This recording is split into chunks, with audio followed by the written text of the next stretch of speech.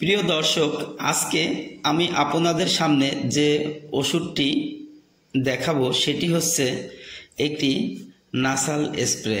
এটা হচ্ছে নজোমিস্ট nasal spray. এটা নাকের জন্য নাকে স্প্রে করতে হয়। এটি হচ্ছে নজোমিস্ট নেজাল স্প্রে 0.9%। এটি একটি আইসোটোনিক দ্রবণ যা নাকের ভেতরে অবস্থিত শক্ত মিউকাস পরিষ্কার করার জন্য ব্যবহৃত হয়। শক্ত মিউকাস বলতে নাকের শক্ত সর্দি, এটি পরিষ্কার করার জন্য ব্যবহার করা হয়।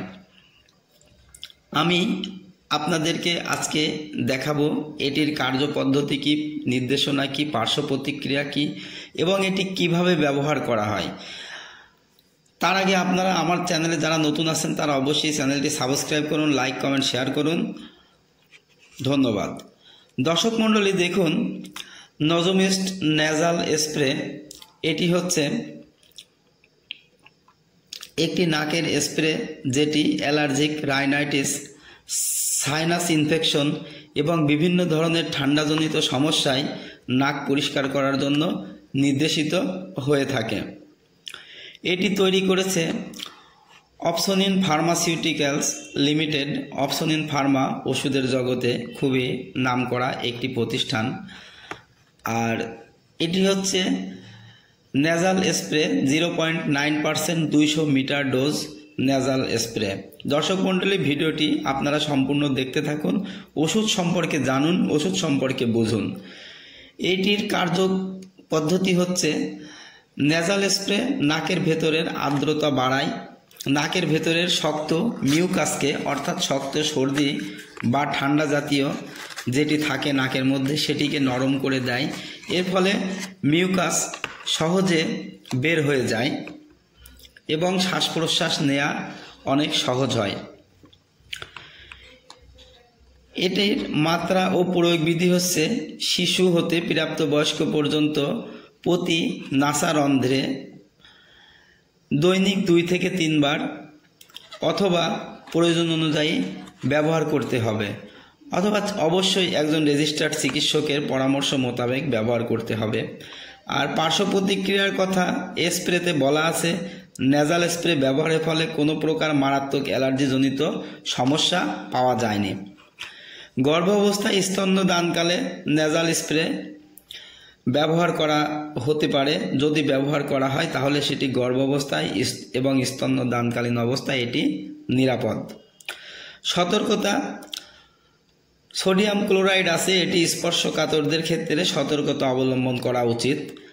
আর এখানে যেহেতু সোডিয়াম ক্লোরাইড আছে, সাধারণত অতিরিক্ত সোডিয়াম মূত্রের মাধ্যমে এটি বের হয়ে যায় এবং কিছু পরিমাণ সোডিয়াম ঘাম ও মলের মাধ্যমে শরীর থেকে বের হয়ে যায়। অতএব এটি এক প্রকার পার্শ্ব প্রতিক্রিয়া মুক্ত। অন্যান্য ওষুধের সাথেও এটি ব্যবহার করা যাবে। মাত্রাধিক ও অতিমাত্রায় সোডিয়াম ক্লোরাইড 0.9% নেজাল স্প্রে ব্যবহারের ফলে কোনো প্রকার পার্শ্ব প্রতিক্রিয়া পরিলক্ষিত হয়নি। আলো থেকে দূরে রাখুন, ঠান্ডা ও শুষ্ক স্থানে রাখুন। অবশ্যই একজন রেজিস্টার্ড চিকিৎসকের পরামর্শ মোতাবেক আপনারা এই নজোমিস্ট নেজাল স্প্রে ব্যবহার করবেন। আর এই প্রতি স্প্রেতে, এই একটা স্প্রেতে আপনারা 200 মিটার ডোজ অর্থাৎ 200 পাল্প আপনারা নিতে পারবেন, 200 বার চাপ দিতে পারবেন। দর্শক মণ্ডলী, আমি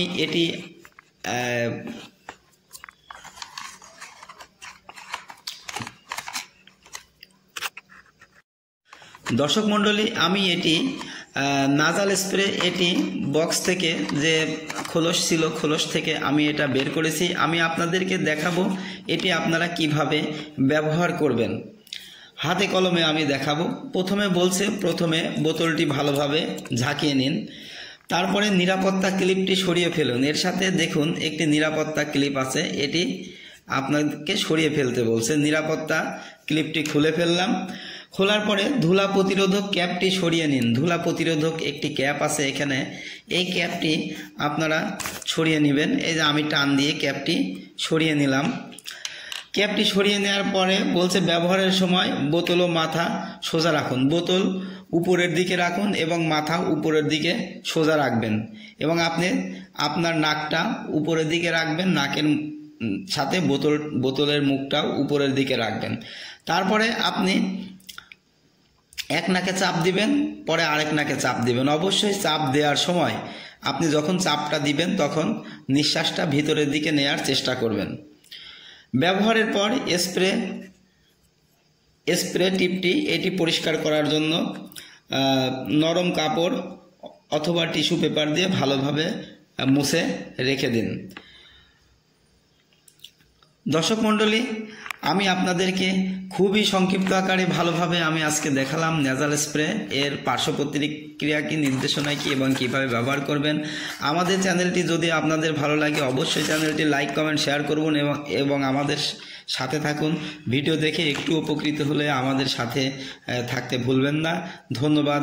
আসসালামু আলাইকুম। ভালো থাকবেন, সুস্থ থাকবেন।